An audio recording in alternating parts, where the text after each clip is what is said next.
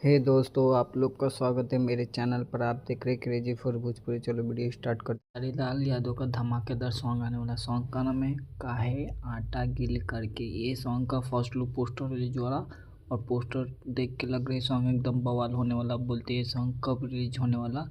बढ़ने से पहले ऐसे ही अपडेट पाने के लिए मेरे चैनल को सब्सक्राइब करके रखो। भोजपुरी का हर खबर सबसे पहले मेरे चैनल पर आता। और ये मूवी में का सॉन्ग होने वाला। मूवी का नाम है डंस। हाँ, आपने सही सुने, मूवी का नाम है डंस।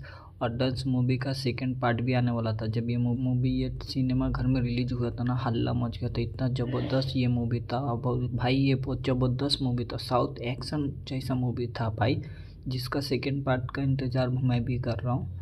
आप बोलते खेसारी लाल यादव का ये सॉन्ग कब रिलीज होने वाला। और इसको गाए खेसारी लाल यादव और खुशी कक्कर और एक्ट्रेस नज़र आने वाला श्वेता सिन्हा। आप बोलते ये सॉन्ग कब रिलीज हो रहा है। ये सॉन्ग कल सुबह 11 बजे global music junction YouTube channel पर रिलीज हो रही है। वीडियो अच्छी लगी तो लाइक करें, शेयर करें, सब्सक्राइब करें। मिलता है ना वीडियो में। धन्यवाद। और कमेंट करके बोलिएगा ये सॉन्ग आप लोग को कैसा लगा।